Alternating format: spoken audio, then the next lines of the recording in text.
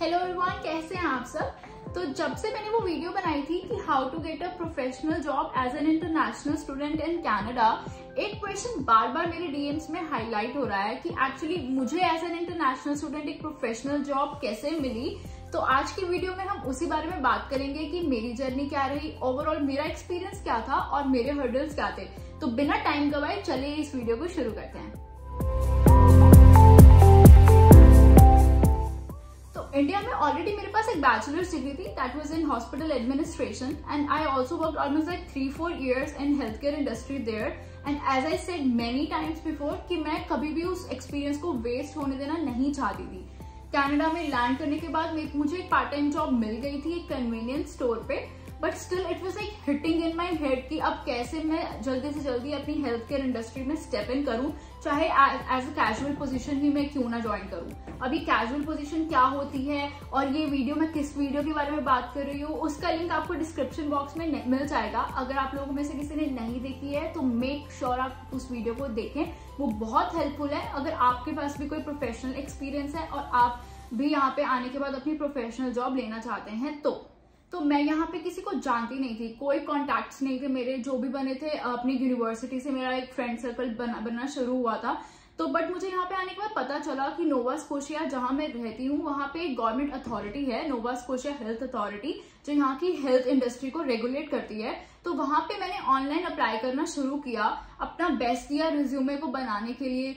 अपनी यूनिवर्सिटी में resume workshops attend करी कि कैसे रिज्यूमे और कवर लेटर बेस्ट हो सकता है जॉब्स लेने के लिए। बस I kept on applying on various positions. अगर आप मुझसे पूछेंगे तो मुझे भी नहीं याद, पर आई एम श्योर कि मैंने लगभग 60-70 से ज्यादा एप्लीकेशंस आज तक डाली हैं नोवा स्कोशिया हेल्थ अथॉरिटी में। एंड यू नो व्हाट, मैं ऐसे लोगों को भी जानती हूँ जो कहते हैं हमने 100 से ऊपर एप्लीकेशंस डाल दी हैं, बट कोई बात नहीं बनी। बट यू नो लाइक कभी उन्होंने हिम्मत नहीं हारी and they keep on trying about it, you no. And ऐसे भी हैं जिनका मतलब इतनी सारी एप्लीकेशंस के बाद कोई एक एप्लीकेशन में उनको रिवर्ट आया और उन्होंने जॉब ले भी लिया है। In between the video I really want to say कि please please please subscribe my channel. इससे हमें बहुत हेल्प मिलती है एंड बहुत मोटिवेशन मिलती है कि हम ऐसी वीडियोस को बनाते रहें। तो चलिए इस वीडियो को कंटिन्यू करते हैं।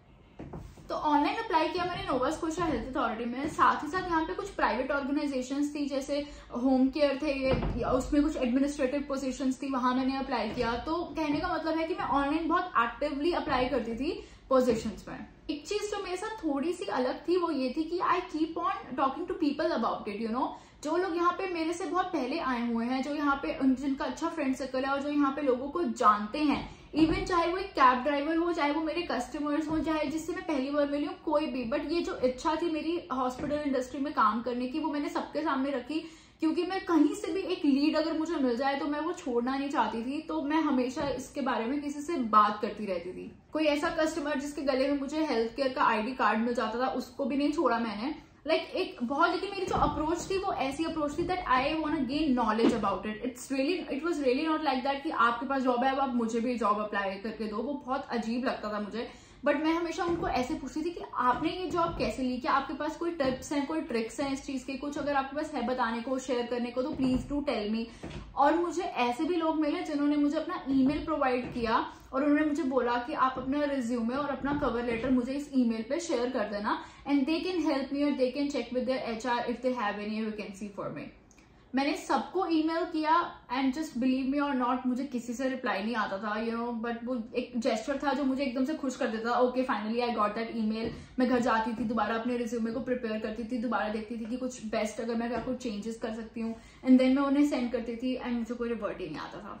बहुत बुरा लगता था एक टाइम पे। अपने साथ के कुछ ऐसे स्टूडेंट्स थे, कुछ फ्रेंड सर्कल में ऐसे लोग थे जिनको जॉब मिल भी जाती थी, उनसे बात करने की भी कोशिश की मैंने, बट कुछ हेल्पफुल मुझे नहीं लगा वहां पे। मतलब you know, because I really want to highlight this point here, if some of you are having a good job and someone is asking for guidance, तो प्लीज ऐसा हिचकिचाओ मत किसी को हेल्प करने में ना, क्योंकि बहुत डीमोटिवेटिंग हो जाता है किसी के लिए इस चीज को टॉलरेट करना है, किसी के लिए इस चीज को हैंडल करना। जो हो सकता है आप ही की तरह कोई मेहनत करके उस जगह पे पहुंचना चाहता हो, आपके पास जो भी इंफॉर्मेशन है, जैसे भी आपने जो भी आप बेस्ट किसी को गाइड कर सकते हो, एटलीस्ट आप उन्हें गाइड करो। आप उन्हें ये मत बोलो कि नहीं ये तो बहुत मुश्किल है, ऐसा तो होगा नहीं।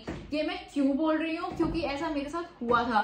Literally I want to share this experience. One time I was standing at a bus stop और वहां पे मैंने किसी को मिली थी, मैं वहां पे, and he was also working in Nova Scotia health authority, and I literally asked him like कि आपने ये जॉब कैसे ली, क्या हुआ. और उस बंदे ने मुझे लिटरली मुंह पे ऐसे बोल दिया था कि नहीं, आपको तो जॉब मिल ही नहीं सकती, ये तो बहुत मुश्किल है, ये तो बहुत लंबा प्रोसेस है, ये हायरिंग के लिए तो पता नहीं इनको किन किन से अप्रूवल लेना पड़ता है, तो ये तो बहुत ही कॉस्ट लगती है इनके एक बंदे को हायर करने में, तो ये हायर ही नहीं करते हैं.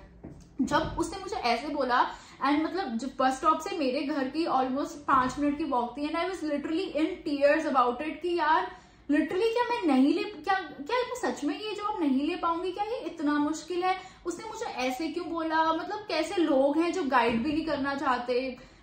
बट मुझे बहुत बुरा लगा और मैं लिटरली उस दिन बहुत ज्यादा डिमोटिवेट हो चुकी थी इस बारे में कि ऐसा क्यों हो रहा है. एक तो दिन लगते हैं खुद को संभालने में, मुझे तो पर्सनली लगते हैं अगर मेरे साथ कुछ ऐसा होता है तो मैं बहुत सेंसिटिव हूँ इस मामले में, मैं सोचती बहुत ज्यादा हूँ. बट मैंने कैसे ना कैसे, because I was living alone, और मैंने कैसे ना कैसे इस चीज को बैलेंस करके दोबारा कोशिश करी और दोबारा ट्राई किया, दोबारा लोगों से बेशरम होकर बात करनी शुरू करी. You know, you never know यार, अगेन तुम्हें क्या लीड मिल जाए कहाँ पे और क्या चीज तुम्हारी स्ट्राइक कर जाए, यू नेवर नो. तो ऐसा ही एक दिन आया कि मैं मॉर्निंग शिफ्ट पे थी अपने कन्वीनियंस स्टोर पे, and then I saw an ambulance coming, और वहां पे एक मतलब बहुत ही जेंटलमैन थे वो, जो उतर के आए वहां से, उन्होंने कुछ सामान खरीदा, और जब वो काउंटर पे आए तो मैंने उनसे सिंपली पूछा कि आपने ये आईडी कार्ड पहना हुआ है, इस पोजीशन का क्या मतलब है. दैट वाज लाइक ACP, क्योंकि from my understanding in India ACP is like assistant commissioner of police. And then he was wearing such a uniform, you know, like it was amazing. आप उसे screen पे check कर सकते हैं अभी, वो बहुत स्मार्ट यूनिफॉर्म है. तो मैं उस जानना चाहती थी. देन ही टोल्ड मी कि वो पैरामेडिक की यूनिफॉर्म है यहाँ पे, फर्स्ट रिस्पॉन्डर की, एंड उसका मतलब होता है एडवांस केयर पैरामेडिक. तो और एक कंपनी है EHS जिसमें वो जॉब करते हैं. तो फिर उन्होंने मुझसे अब खुद ही पूछ लिया कि आप इतना इंटरेस्टेड क्यों मुझसे मतलब पूछ रहे हो. तो फिर मैंने उनको बोला कि मैं भी इंडिया में हेल्थ केयर में जॉब करती थी और मैं भी बहुत इंटरेस्टेड हूँ यहाँ पे हेल्थ केयर में काम करने में, and I just open my heart there like the way I am, कि बहुत कोशिश कर रही हूँ, कुछ हो नहीं रहा, किसी को जानती नहीं हूँ.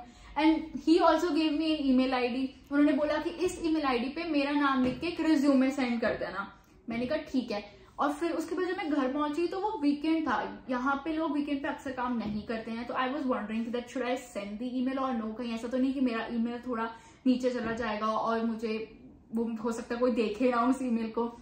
बट फिर भी मैंने ऊपर वाले का नाम लेके ईमेल कर दिया और मुझे एक रिस्पॉन्स भी आया वहां से. उन्होंने मुझे HR का लिंक दे दिया. उन्होंने बोला कि आप इनसे बात कर सकते हो, आप इनसे आगे अपनी कॉन्वर्सेशन कंटिन्यू कर सकते हो, and if they can help you in that.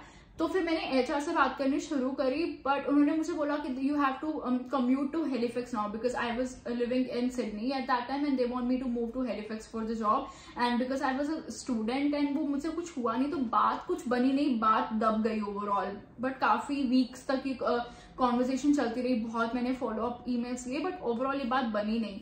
ये मैं आपको बता रही हूँ मार्च 2022 की, जो मैं आपको एक स्टोरी बता रही हूँ.